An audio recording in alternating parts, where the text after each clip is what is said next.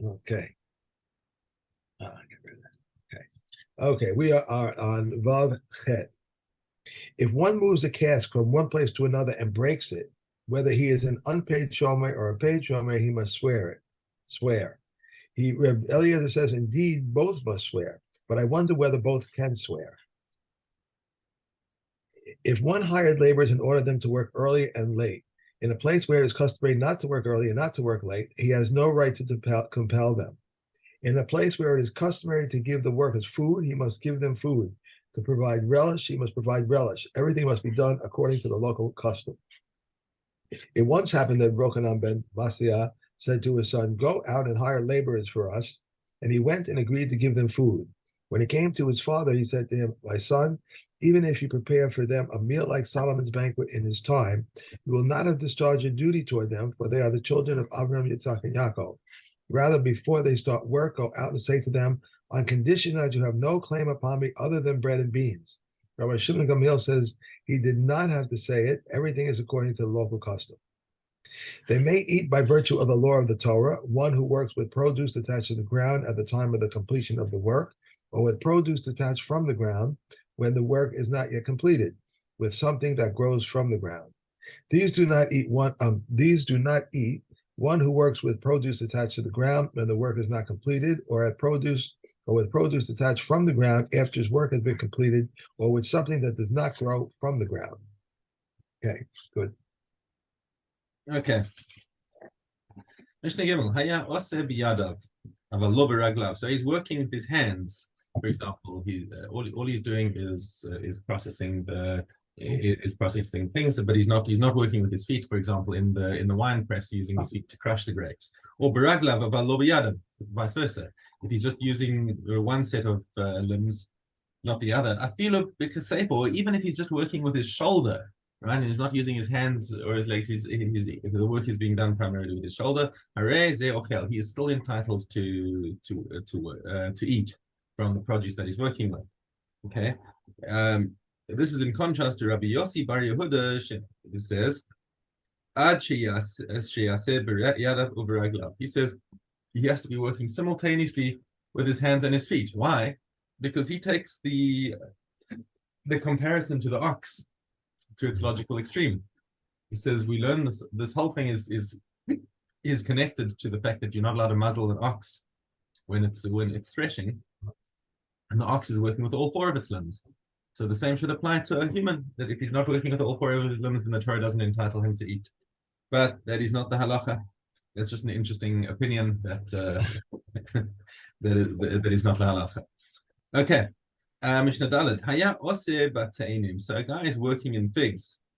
And the figs are just a few meters away from the vineyard, and he knows he's going to be working in the vineyard later. So he says, I prefer grapes. But is he allowed to eat the grapes? No, he's not. While he's working with the figs, he's only allowed to eat figs. Same and vice versa. Okay. If he's working with the grapes, then he's not allowed to eat from the figs. Aval. Manea is that smart. He is, however, allowed to restrain himself and build up an appetite. So you can say, I'm going to hold back. I'm not going to eat now from this produce because I know I'm getting to better produce, or produce that I like better later today, and I'll eat there. And that's totally legit. So if he abstains, he's finished his work and he's hungry, he can eat the grapes and the figs, both of them. No. He's only allowed to eat them while he's working with them. Okay. That's the point. Is that while he's actively engaged in harvesting grapes, he can eat grapes. Right. Just like anything in the field. Okay. Mm-hmm. Okay. That's exactly what the next statement is of the Mishnah. It's only applicable while he is working. Aval mishum hashev lebalim amru. But Chazal added another takana in order to help the farmers. Right? They said they are allowed to eat even when they are walking from row to row. Right. So then when they finish one row and they're walking across to begin the next row, it's a better use of time that they should, rather than standing around and eating while they're on the job, let them eat while they're in between things, and it's better. They're going to be eating anyway. So let them eat during the downtime, and optimize the time that they're actually able to work. So this is it's a win-win for everyone, and therefore Chazal said they're allowed to eat during that downtime while they're not actively working, but while they are walking from one place to another. Yeah. And also from when they're returning from the wine press, they should be so they're busy carrying grapes to the wine press right. So they're allowed to eat the grapes, not just while they're carrying the grapes to the wine press, but even on the way back, they're allowed to take some and eat them on the way back, because even though they're not actively working, they're still in the middle of the work day, and therefore Chazal said it's in everyone's interest that they don't waste their time. Mhm. Okay. And similarly with a donkey, that a donkey is allowed, which is carrying a load. So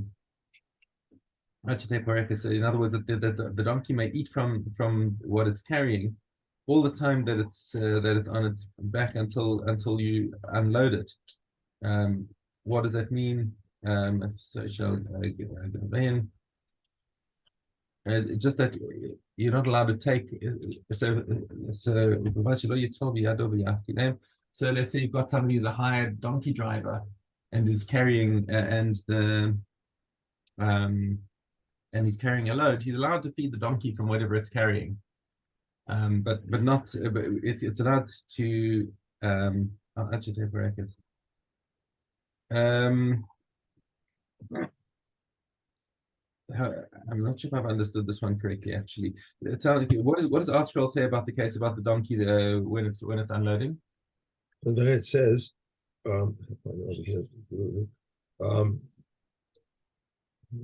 concerning a donkey, it may eat while it's being unloaded. The intention is that the donkey may eat from the load on its back until it is unloaded. The Mishnah cannot mean literally that it may eat while it's being unloaded, because the entire load is taken off at once, and there is no time for it to eat. Tosfos explains that had the Mishnah had not told us this, we would have thought that the prohibition of restraining an animal from eating the produce that it is working with does not apply in cases where it does not see the produce, such as when the animal is carrying it on its back. Okay. The reason for the prohibition is not that the animal's pain is pained by being unable to eat what he can see. Right. So now the donkey is allowed to. So the donkey is allowed to eat the produce. So you can't prevent the donkey from eating the produce that it's for example falls off or okay. So the Mishnah before about walking between the rows and eating. So that goes back to the Mishnah we had about taking time from your employer. Taking time, you can't take time from your employee. You stop and you eat. No, they want them to eat going to row because they're not doing any work at that point. They're just going from row to row. Right, but they specifically gave them the permission to eat during that time. Right. He gave them permission. So in a Torah, they wouldn't have been allowed to, but Chachamim said it's in everyone's interest that we allow them to eat at this time. Right. Okay. Mishnah, hey. Ochel poel kishos afilu bedinar. So a worker who's working with the cucumbers is allowed to eat as much as he likes, up to even if it's a dinar, which of course is a large amount of money to spend on cucumbers. Okay, because seves afilu bedinar, and similarly with dates, up to even if it goes up to that kind of value. Rabbi Elazar Chisma Omer lo yochal poel yaser el scharo. He says you can't eat more than your daily wages. Okay. Why? He's got a limit over here, because it says the pasuk says "Ve'achalta anabim kanafshecha." You can eat grapes kanafshecha, like your soul. Now, v'dorish Rabbi Elazar Chisma. So his drasha is kanafshecha, like the schar of your work that you're giving your whole soul over to, even in a dangerous place. You're still working. Okay. So he says he's got his drasha that comes out that you're only allowed to eat produce up to the value of whatever you're being paid. Okay. The Chachamim matirin aval. The Chachamim say there's no limit. Aval melamdin es adam. They say listen, a word in your ear. Lo shelo yehei ra'avas, and don't be a glutton. Why? Because employers are going to look at you like gobbling down all the produce and think, I don't want to hire this guy. So Of course, be reasonable about it, because otherwise you're not going to find work. right. Okay, But so it's an advice thing, not a prohibition thing. the halakha is like the chacham, so Of it's course, yes, right. yes. Okay, Okay. good. Okay, Daled Yud. Just as there is wronging in buying and selling, so is there wronging with words. One shall not say to another, how much does this article cost, if it does not wish to purchase it. If he was a penitent, he shall not say to him, remember your former deeds. If he was the son of a proselyte, he shall not say to him, remember your ancestors' deeds. For it is said, you shall neither wrong a proselyte or oppress him. Produce may not be mixed with other produce, even new produce with other new produce, and certainly new with old. Truly, in the case of wine, they permitted to mix strong wine with mild wine because it improves it. The lees of one wine may not be mixed with another wine, but it may give him his own lees. Those whose wine was mixed with water may not sell it in the store unless he notifies him, and not to a merchant, even if he notifies him, for this is only to deceive him. Wherever they are accustomed to put water into wine, they may put. A merchant may take from 5 threshing floors and put it into one bin, from 5 wine presses and put it into one cask, as long as he does not intend to mix. Rabbi Yehuda says a storekeeper may not distribute parched corn or nuts to the children because he accustoms them to come to him, and the Kakaman, however, permitted. He may not lower the price. The Kakaman say he is remembered for good. He may not sift crushed beans. These are the words of Abba Shaul. And the sages, however, permit it. They agree, however, that he may not sift from the opening of the bin, for it is only like one who deceives the eye. And we may not beautify either man, beast, or utensils. Okay, with the intent to deceive and make them look better than they are. Okay. What is it's over here? Bava Chama. Tet. If he gave it over to an unpaid guardian, to a borrower, to a paid guardian, or to a renter, the latter is responsible in lieu of the owner for a muad. He pays owner. For a muad, he pays the full damages, and for a tom, he pays half the damages. If a bull gores a cow and its fetus is found at you skipped. You skipped. I skipped one. You weren't finished. You weren't finished the. Oh yeah. Okay, we started at Tet, right? Right. Did we start at Dollar Tet? We did start a dollar test, but you stopped halfway through test. You Okay, I see. I'm sorry. okay. All right. Dollar Tet. Okay. If its owner tied it with a rein or locked the stall before it properly, and it went out and damaged whether it is a tom or a muad, he is liable.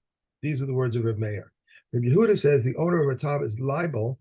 The owner of a muad is exempt, as it is said, and its owner does not watch it, and this one is watched. Eliezer says no guarding, it is sufficient except for the night. Right. If a bull gores a cow and its fetus is found at its side and it is not known whether it gave birth before it was gored or whether it gave birth after it was gored, the owner of the bull pays half the damage done to the cow and for 1/4 of the damage done to the young. Likewise, if a cow gores a bull and its young is found at its side and it is not known whether it is gored before it gave birth or whether it is gored after it gave birth, the owner of the cow pays half the damages from the cow or 1/4 of the damages from the young. And this, by the way, this whole Mishnah, I think, if I recall, this is according to Sumchus, who in the case of Safek splits the difference. But this is but the halacha is like the chachamim who say that no, if you want to claim damages, you got to prove that the bull was pregnant, the cow was pregnant at the time that it Sure. damaged, and therefore you can claim from the ubar as well. I don't see that it says that it's applicable to. In the commentary explains that this is the opinion of Sumchus in the Mishnah over here. Oh, okay, all right, okay. Okay, lost what I want. Okay, it should be base, hey base. Base, yeah. Okay. If a potter brings his pots into another's yard without permission, and the other person, his animal, breaks them, he's exempt. If it is injured by them, the owner of the pots is liable. If he brings them in with permission, the owner of the yard is liable. If one brings his produce into another's yard without permission and the other person's animal eats them, he is exempt. If it is injured by them, the owner of the produce is liable. If he brings them in with permission, the owner of the yard is liable. Okay.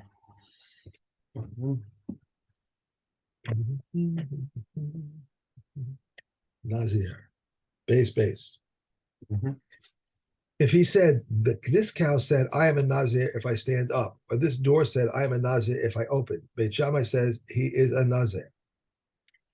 But Beit Hillel says he is not a Nazir. Yehuda said even what Beit Shammai said, they did not say except the one who says this cow is for me a sacrifice if it stands up.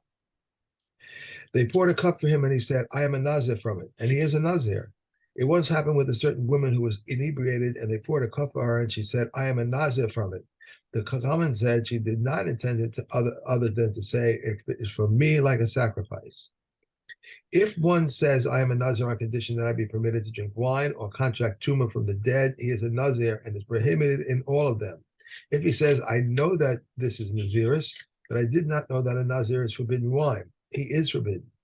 Reb Shimon permits him. I know that a Nazir is forbidden wine, but I thought that the Chachamim were permitted for me since I cannot live without wine. Or since I bury the dead, he is permitted, but Reb Shimon forbids him. Okay.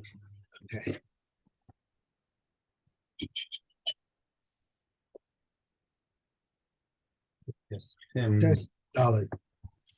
If the Pesach was offered in a state of contamination, zavos, menstruants, or women after childbirth, or women after childbirth may not eat of it.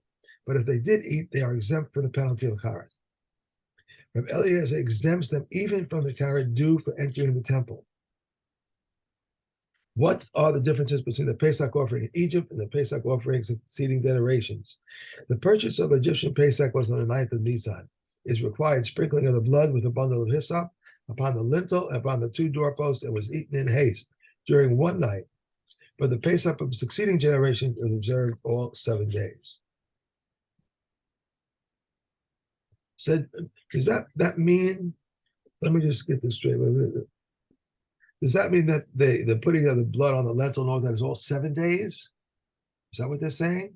No, they only did it one night, but the Pesach in Mitzrayim was only 1 day. The original Pesach was only 1 day. Right, okay. We have 7 days, yeah.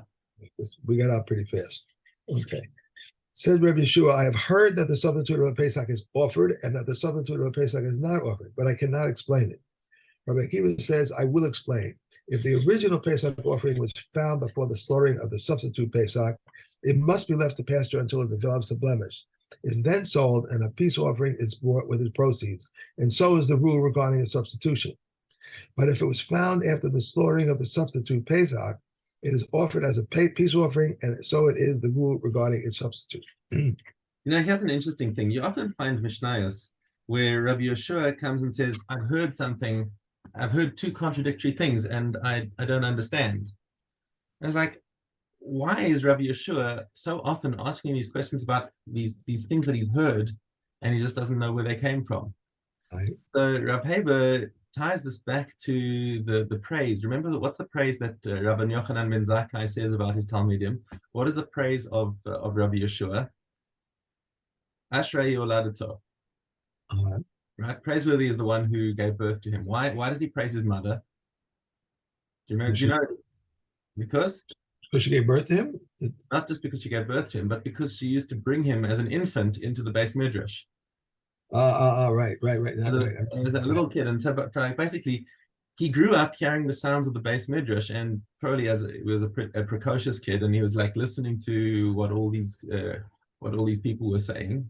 And I'm not talking about like just as a baby, but like as a little kid, they actually probably brought him in as well, and he's going around and listening to these things, and he hasn't and he's hearing all these things, but he doesn't he can't participate in the discussion. So he's got all the things that he's heard, and he needs to have heard once.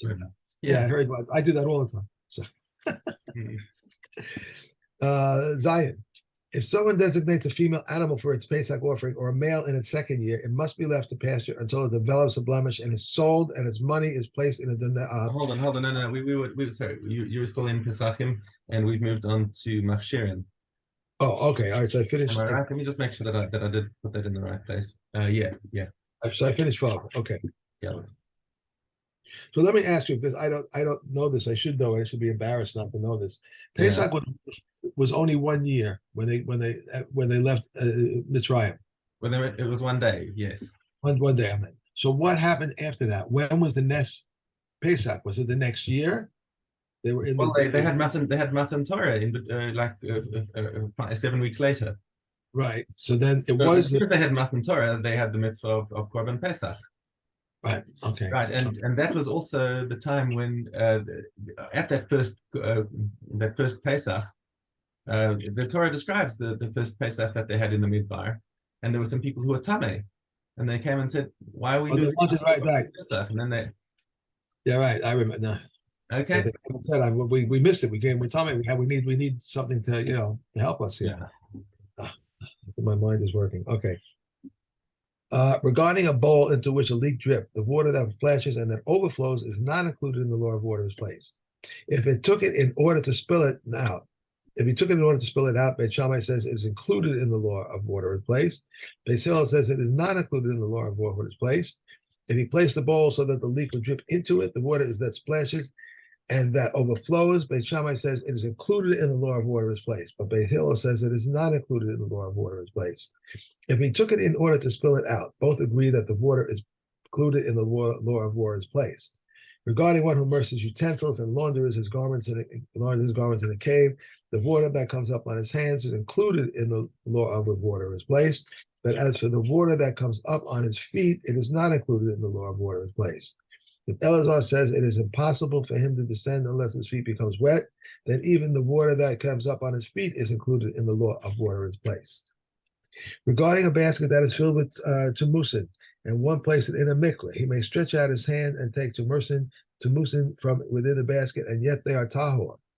If he remove the tumusin from the water, and that those that touch the basket are tameh. But as for the rest of the tumusin, they are tahor. Regarding a radish in a cave, a nida may rinse it, and yet it is tahor. Even if she lifts it, if she lifts it even a little bit from the water, it's tameh. Regarding produce that fell into a channel of water and somehow his hands were tameh, stretched out his hands and took it, his hands are tahor, and the produce is tahor. But if he intended that his hands be rinsed, his hands are tahor, and the produce included in the law of water is placed. Okay. And arach. Okay, Vav. We secure payment from those owing for arachim vows. We do not secure payment from those owing katos or ashim offerings. We secure payment for those owing ola and shalamin offerings, although it does not atone for him until he consents. And it says voluntarily, we coerce him until he says, I am willing. And you say, and so you say regarding bills of divorce for women, we coerce him until he says, I am willing. The appraised property of orphans is proclaimed for sale for 30 days. And the appraised property of the temple for 60 days, and they proclaim it for the sale in the morning and in the evening. If one consecrated his property and he was liable for his wife's kasuba, Reb Eliezer says when he divorces her, he must vow not to derive any benefit from her, and Reb Yeshua says he need not vow.